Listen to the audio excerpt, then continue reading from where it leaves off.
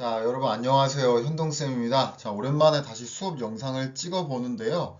여러분이 오늘은 학교에서 교육과정 설계 한마당 첫 번째 날이었던 것으로 기억을 하는데요. 이틀에 걸쳐서 교육과정 설계 한마당을 하다 보니까 수업이 빠지는 반이 생겨나게 되었습니다. 특히 이제 1학년 3반이 수업이 빠지게 되었는데 1학년 3반 친구들은 이 영상을 꼭 시청하고 와야 여러분이 다음 수업을 따라갈 수 있을 겁니다. 그래서 1학년 3반 학생들은 이 영상을 꼭 시청하도록 하고 나머지 학생들은 복습의 목적으로 이 영상을 활용하면 되겠습니다. 자, 오늘 다뤄볼 내용은 이런 겁니다. 겉과 속이 다른 사람들이 있다라고 하는 겁니다. 네, 양말을 보면 앞면과 뒷면의 모양이 다르듯이요. 사람의 생각도 그럴 수 있다라고 하는 거죠. 자, 이 이야기를 어떤 부분하고 연결해 보려고 하냐면 바로 일제강점기 문화통치, 민족분열통치라고 하는 사항입니다. 그 귀멸의 칼날 한 장면을 가져온 건데요. 네, 원래는 칼을 사용해서 조선인들을 통제하려고 했다라고 하는 겁니다. 그런데 그러한 모습이 사라지게 될 거고요. 네.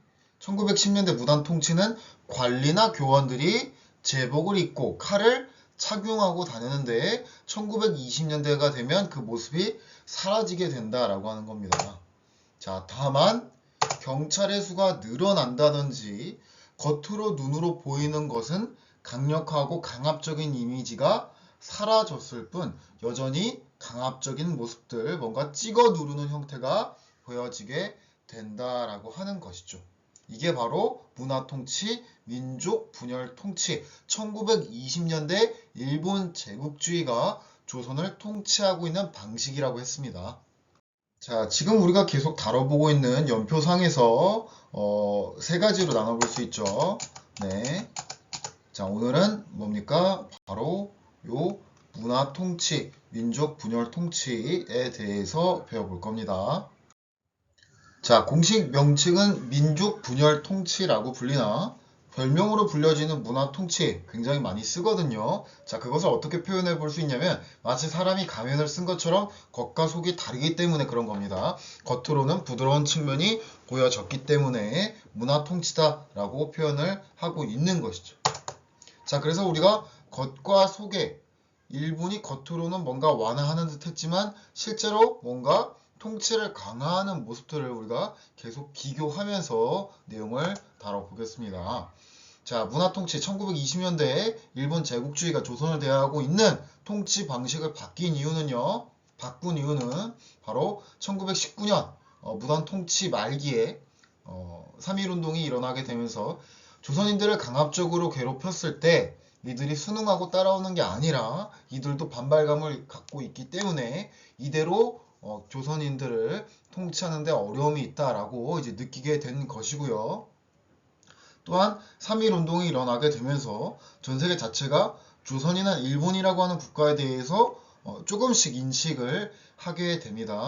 즉 국제 여론이 좋아지지 않았기 때문에 겉으로는 부드러운 통치를 이야기하면서 식민지 내에서 자기가 원하는 방식들을 계속 이어나가려고 하는 일본 제국주의의 두뇌 플레이 생각을 해볼 수 있는 거죠. 네, 목적. 네, 강압적으로 식민지를 괴롭히는 게 아니다 라고 하는 걸 보여주려고 한 거고요. 사실 식민 통치를 하고 있는 자체가 가혹한 거죠. 그 자주성을 상실하게 만들었으니까요. 자, 내용들 계속 보겠습니다. 조선 총독부의 최고장을 조선 총독이라고 했습니다. 그 총독의 문관을 임명할 수 있다. 일반적으로 학자들도 임명을 해서 온건하게 조선을 통치하겠다라고 하는 입장이 보여지는 것 같은데요. 자, 또한 헌병경찰제가 바뀝니다. 군인이 치안을 담당하는 강력한 제도에서 원래 경찰이 치안을 담당하게 함으로써 겉으로는 뭔가 완화된 모습이 보이는 것 같고요. 또한 조선인들이 식민 통치로 인해서 일본인들의 눈치를 보면서 그 지방을 스스로 통치하지 못하니까 너네 원한다면 스스로 통치할 수 있게 기회를 줄게 라고 합니다. 지금 오탈자네요. 지방자치제라고 여러분이 기억을 해야겠습니다. 이거 아니고요. 지방자치제라고 여러분이 기억을 해줘야겠네요.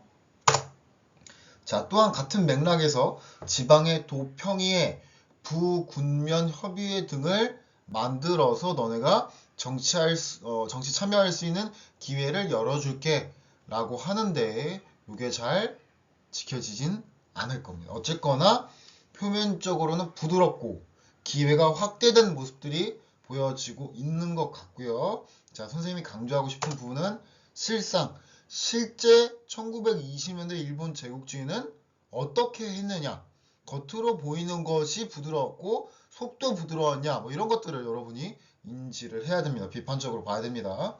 자, 겉만 부드럽지 속은 똑같습니다. 오히려 강압적인데요. 조선 총독의 문관을 임명한 사례가 없습니다. 무슨 말이냐면 오직 군인 출신만 총독으로 임명되었다. 즉 군인이 조선을 통치한다라고 하는 것은 강력하게 통제하겠다라고 하는 의도가 담겨 있는 것이겠고요. 네, 헌병경찰제에서 보통 경찰제로 바뀌긴 했지만 자, 보다 완화된 모습이 보였지만 경찰의 수가 오히려 늘어나면서 사실은 완화된 것이 아닐 수도 있다라고 볼 수 있겠고요. 네, 교과서의 자료를 보면 네, 경찰의 수가 굉장히 많이 늘어났다라고 하는 거 여러분이 비교해 볼 수 있겠고요. 하나, 둘, 세 배 정도 되죠. 그 다음에 네, 지방에서 자치를 할 수 있게 기회 준다고 해놓고 실제로는 잘 하지 않았는데요. 요 명목상으로 만들어 놓은 다음에 자기의 말을 잘 따르고 있는 사람들을 지방자치의 뭐 의원으로 다 막 집어넣습니다. 자, 그래서 결국에는 친일 세력을 양성해서 민족을 분열시킬 목적으로 너네 지방자치제 실시해 줄게 라고 속임수를 발휘한 거죠. 그리고 조선인들만의 의회를 만들어주지 않았습니다. 자, 또한 지방도평의회, 부군면협의회 등 자문기구를 만들었지만 이들은 실질적으로 힘이 없었다라고 하는 겁니다. 그냥 허우대만 있을 뿐, 명단만 있을 뿐 실제적인 권한을 부여시키지 않았다라고 하는 거죠. 지금 국제 여론이나 조선인들의 불만을 일시적으로 잠재우려고 하는 거지 정말 조선인들을 대우하고 우대해줘서 자기들이 원하는 방식으로 나라를 만들어 가려고 하는 모습이 아닙니다. 뭔가 의도 자체가 시커멓다라고 볼 수 있겠습니다. 자, 계속 보겠습니다. 자, 1920년대 민족 분열 통치의 내용 보면요. 네. 언론 출판 집회 결사의 자유를 일부 허용해 줍니다. 1910년대는 아예 그냥 통제를 시켜버렸죠. 근데 너네가 원한다면 기회를 줄게 라고 합니다. 그래서 요 과정을 통해서 요걸 뭐랄까요? 조선 입장에서는 활용을 해서 조선일보, 동아일보가 적극적으로 발행되고 있겠고요. 또한 교육 기회가 확대됩니다. 원래 그 보통 교육과 뭐 실업 교육만 시행하게 했었죠. 근데 불만을 갖다 보니까 네, 너희가 원한다면 학교 조금 더 만들어 줄게. 그리고 너네 더 많은 배움이 필요하다면 학교 더 오래 다니게 해줄게 라고 법을 바꿔놨습니다. 자, 그런데 겉으로 보이는 것만 마찬가지로 좋을 뿐 속은 그러한 것은 아니었다. 문제가 있다. 네, 언론 출판 집회 결사의 자유를 보장하나 일본을 비판하거나 민족의식을 고취하려고 한다고 하면 그거 아예 활동 못하게 하고 기사도 못 실게 합니다. 아무것도 못하게 합니다. 자, 그 다음에 교육 기회가 확대되면 뭐합니까? 여전히 보통 학교, 거의 뭐 초등학교에 해당되는 거죠. 학교에 다니고 싶더라도 학교 수가 적기 때문에 학교 다니는 게 쉽지 않고요. 또 지금 일본이 괴롭히고 있기 때문에 1876년부터 경제 침탈 시작되었고 1910년에 경제가 막 폭망하고 막 그랬잖아요. 그런데 학교에 다니려고 하면 돈을 많이 내야 됩니다. 즉 돈이 없는데 학교 못 다니죠. 그래서 학교를 원하는 만큼 다니는데 한계가 있었다라고 하는 겁니다.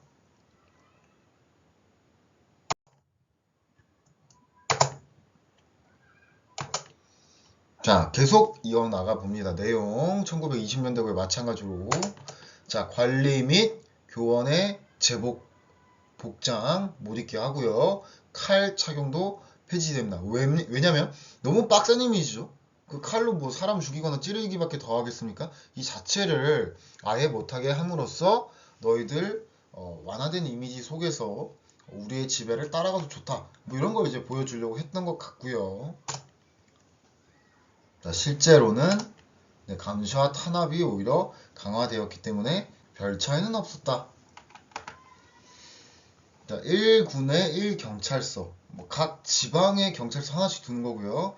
하나의 면에 하나의 행정기관, 동사무소, 둠으로써 여전히 통제를 심각하게 강하게 하고 있는 거고요. 자, 또한 1925년에 치안유지법이라고 하는 게 제정되는데 이게 굉장히 중요합니다. 자, 우리 교과서에 있는 자료 보면요. 대강 국채를 변역하거나 사유재산 부정하거나 이 법 자체를 부정한 사람을 잡겠다라고 하는 건데 여기서 국채 변역, 사유재산 이런 건 이렇게 연결해 볼 수 있습니다. 천양 일왕이 존재하고 있는 제도를 부정하는 거. 그러니까 일본 제국주의 부정하는 거. 그 다음에 사유재산 부정하는 거. 사유재산이라고 하는 건 자본주의 경제 체제에서 갖고 있는 거죠. 그래서 공산주의 세력으로 대표되는 독립운동가 세력들을 처단하기 위해서 치안유지법을 만든 겁니다. 무조건 사회주의가 아닐지라도 민족운동과 관련된 활동을 하면 다 잡아들이려고 치안유지법을 만들었다라고 볼 수 있겠습니다. 자, 그래서 지금 이 내용들은 뭡니까? 겉으로는 부드럽다. 그런데 겉만 부드러울 뿐 속은 오히려 따갑고 강하고 강압적이고 통제적인 모습들이 보이고 있다라고 하는 걸 여러분이 확인해 볼 수 있겠네요. 자, 우리 교과서에 있는 문화통치의 실상이고요. 여러분 한번 체크해보고 넘어가겠습니다. 네, 자료 1을 보면요. 총독은 문무가 어느 쪽이라도 임명될 수 있다. 그런데 여전히 무관, 군인 출신만 임명되고 있고요. 네, 헌병경찰제가 보통경찰제로 바뀐다. 라고 했는데 경찰 수 늘었죠. 자, 일반 관리 교원이 제복을 입고 칼을 차던 것을 폐지했죠. 표면적으로 강압적인 이미지는 사라졌지만 그 기타 외적으로 통제되는 제도가 더 늘어났고요. 자, 조선인 임용 대우에 더 많이 고려한다라고 했지만 오히려 친일파를 양성하게 되면서 민족 균열을 꾀하고 있었고요. 자, 자료 2에서 보면 친일 인사를 양성한다. 친일 인사를 계속 키운다. 친일 단체를 만든다. 민족 분열하려고 하는 거고요. 자, 자료 3에서는 국헌에 반항하고 병합정신에 어긋나는 등 잘못된 행동에 대해서 통제하겠다. 1920년대 이미지는 부드러우나 겉만 부드럽고 일부만 부드러울 뿐 오히려 단속 통제, 억압 느낌을 여러분이 확인해 볼 수 있습니다. 자, 내용 계속 사례 나열해 보면요. 자, 경제적으로는 산미 증식 계획이 추진됩니다. 자, 연도를 잘 보면요. 1920년대부터 30년대에 걸쳐 있기 때문에 엄격하게 보면 민족 분열 통치에 넣기 어렵다라고도 볼 수 있습니다. 그런데 1920년대에 시작되고 있기 때문에 여러분이 일반적으로 민족 분열 통치 시기 안에서 산미 증식 계획을 이해해도 괜찮을 것 같습니다. 자, 산미 증식 계획은 왜 시작되었냐? 자, 우리가 앞서 다뤘던 경제적 상황하고 연결이 되는 겁니다. 자, 일본은 쌀이 부족합니다. 공업화를 하게 되면서 공장 부지가 늘어났기 때문에 농사를 할 수 있는 땅이 부족해졌죠. 자, 그런데 요 시기는 어떤 시기냐면 1차 세계대전이 일어난 시기입니다. 전 세계가 전쟁에 휘말리고 있다 보니까 일본에서도 군수 무기 많이 만들어서 수출을 해야 되는 상황이었기 때문에 농사까지 지을 수가 없었다라고 볼 수 있겠고요. 식민지니까 만만하니까 쌀 뜯어가는 겁니다. 품종 개량, 뭐 가뭄에 잘 견딘다든지 뭐 햇볕을 잘 견딘다든지 뭐 이런 게 있으면 쌀 생산량을 늘릴 수 있겠죠. 또 물을 많이 확보하면 저수지 같은 거 확보해 놓으면 그 물을 벼에게 공급함으로써 벼가 잘 자라서 생산량도 늘어날 수 있을 겁니다.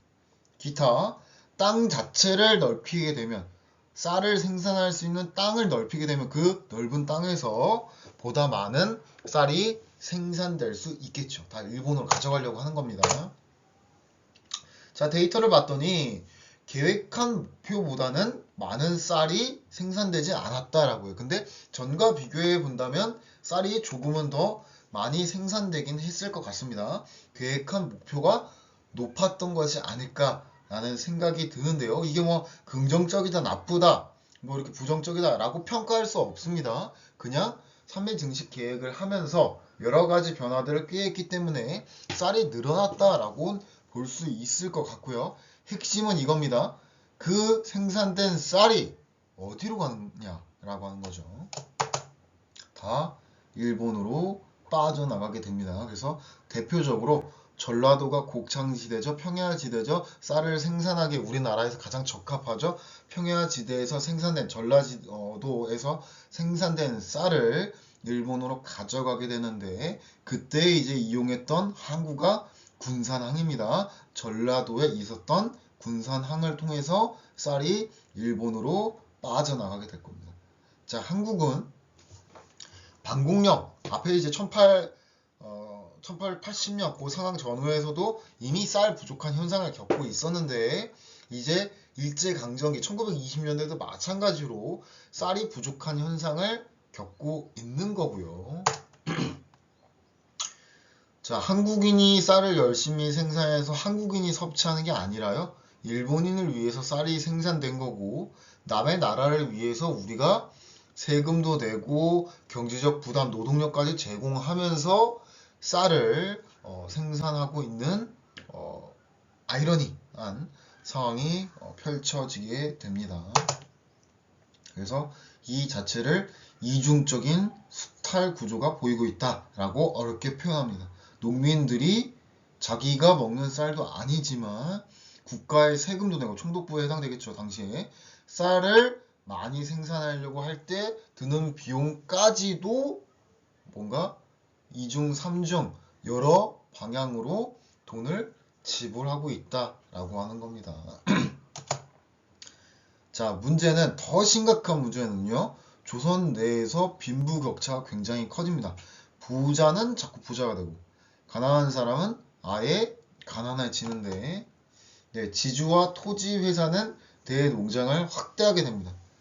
지금 쌀 증식 계획을 통해서 세금을 많이 내다 보니까 일반적인 농민들이 폭망하게 된 겁니다. 그래서 1910년대에 우리가 봤던 토지 조사 사업이 또 반복되는 느낌이 나는데요. 내가 땅의 주인이었는데 땅을 뺏겼기 때문에 농사는 짓고 살아야겠고 먹고는 살아야 되는데 방법이 없으니까 뭐 총독부 아래에서 소작인을 하든 혹은 뭐 산으로 들어가서 산을 태워서 거기서 농사 짓고 살든 아니면 우리나라에서 아예 못 살겠다라고 하는 생각 때문에 다른 나라로 나가서 살든 뭐 이런 모습들이 보여지고 있는 겁니다. 그래서 여러분이 일제강점기 시대의 경제 침탈 뭐 이런 거를 공부할 때 이렇게 봤으면 좋겠는데 1910년대에는 땅을 가져가는 겁니다. 자원을 가져가요. 그 땅을 가져갔으니까 기본적인 거 가져갔으니까 그 땅에서 생산물을 심어서 그 생산물을 가져가는 거죠. 그게 이제 쌀인 겁니다. 그래서 먼저 토지고 그 다음에 20년대가 넘어와야 쌀을 가져가는 거죠. 그래서 쌀을 먼저 가져가고 토지를 가져갈 수 없습니다. 토지를 먼저 가져가야 쌀도 가져갈 수 있는 거죠. 그래서 여러분이 헷갈리지 않았으면 좋겠습니다. 순서를요.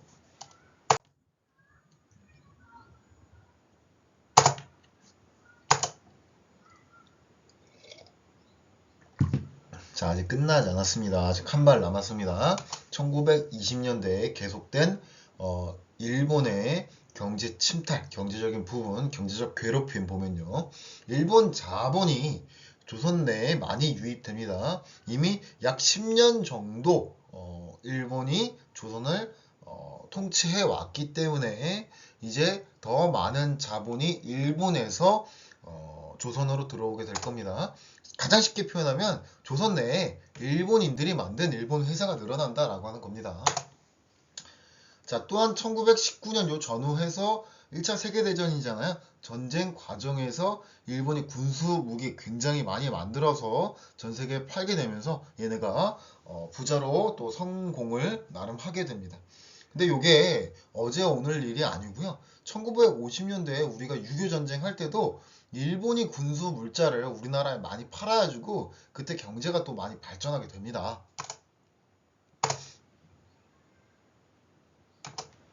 자, 내용. 자, 조선 내에 일본인이 만든 회사를 늘리기 위해서 복잡한 제도를 없애버립니다. 1910년에 만들었던 회사령 허가제였죠. 총독부의 허가를 받아야 회사를 만들 수 있었죠. 그래서 그 과정을 통해서 조선인들이 조선 내에서 회사 만드는 것을 많이 통제했잖아요. 근데 지금 일본인의 자본이 일본인들이 조선 내에 많은 회사를 손쉽게 만들어야 되기 때문에 신고만 하면 조선 내에서 회사 만들 수 있게 간략하게 제도를 바꾸는 겁니다. 그래서 1910년, 1920년 연도 자체도 여러분이 비교해 볼 수 있을 것 같고요. 자, 또한 이제 더 센세이션이 되는 게 자극적인 모습이 나타나는 게 관세 폐지입니다. 1923년. 관세라고 하면 그 강화도 조약을 통해서 무관세를 겪어봤죠. 조율 통상 장정 1883년 정도를 통해서 관세를 다시 조선과 일본 사이에 넣어놨죠. 그런데 다시 관세가 사라지는 겁니다. 1923년. 왜? 일본이 조선 꿀꺽했잖아요. 일본이 시키는 대로 할 수밖에 없잖아요. 조선 땅은 일본 거잖아요. 일본인들 입장에서는 조선과 일본이 무역을 할 때 장벽이 없어야 되는 겁니다. 자기의 물건들을 조선에도 많이 값싸게 팔아야 하거든요. 그래서 문제는 일본과 조선이 한 나라가 아니죠. 우리나라 입장에서, 조선인들 입장에서. 근데 일본인들의 물건이 관세가 없어서 값싸게 조선에 들어오게 되면 조선인 물건 안 사죠. 그러면 조선 회사가 망하게 되고 조선 경제가 꼬꾸라칩니다. 폭망하게 되는 겁니다. 그래서 초기에 관세가 없었다가 관세가 있었다가 다시 관세가 사라지게 되는 모습들이 보여지고 있는 겁니다.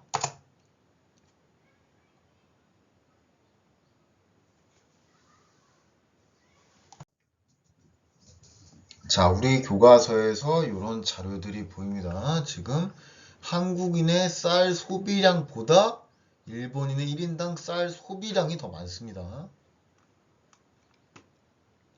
자, 그 다음에 한국 내 본점을 둔 회사의 자본금을 보면 한국인이 소유한 회사들은 돈이 별로 없어요. 가난해요. 근데 한국 내에 일본인들의 회사는 오히려 잘 먹고 잘 삽니다. 이게 거꾸로 됐죠. 우리나라 사람들이 잘 먹고 잘 살고 외국인들이 그 지역에 자리 잡기 어려워야 하는데 반대로 됐습니다. 자, 학습지 빈칸 적어보겠습니다. 여러분 일시정지 활용해서 빈칸 적어보고요. 1920년대 문화통치, 민족 분열 통치의 모습을 여러분이 보고 있는 겁니다.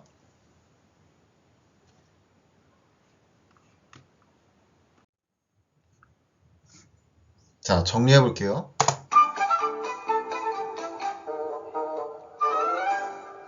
자, 오늘은 1920년대 민족 분열 통치, 문화 통치 알아봤고요. 자, 시기상으로는 1920년 방금 이야기했고요. 자, 내용 몇 가지 뽑아보면 네, 보통 경찰체 군인이 아닌 원래 경찰이 통제합니다. 다만 경찰의 수가 늘어났다는 거. 자, 지방자치제 실시해 주겠다라고 했지만 잘 되지 않았고 뭐 명단 자체가 친일파하고 관련이 있었기 때문에 민족 분열을 꾀하고 있었고요.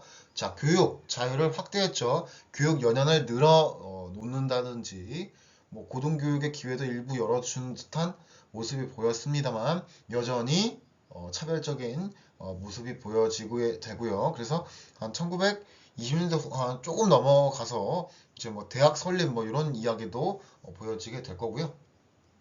언론, 출판, 집회, 결사의 자유 열어주었지만 여전히 검열이 일어나고 있었다. 검열. 그래서 일본 제국주의 비판하거나 민족주의를 고취하면 그거 신문이나 뭐 대중적으로 이야기하지 못하는 모습들 보여졌고요. 자, 치안유지법 1925년에 민족운동가들을 통제하기 위해서 감옥에 집어넣기 위해서 치안유지법을 발행했죠. 그래서 부드러운 모습이 보여진다고 해놓고 오히려 통제하고 있는 모습이 보여집니다. 자, 경제적으로는 산매 증식회. 땅을 가져갔으니까 그 땅에서 쌀을 생산해서 자기 국가로 가져가려고 한다. 1차 세계대전 때문에 쌀이 부족하니까 쌀을 가져가려고 한다. 식민지 가장 만만한 조선에서 가져가려고 한다라고 하는 거고요. 자, 회사량 폐지됐죠?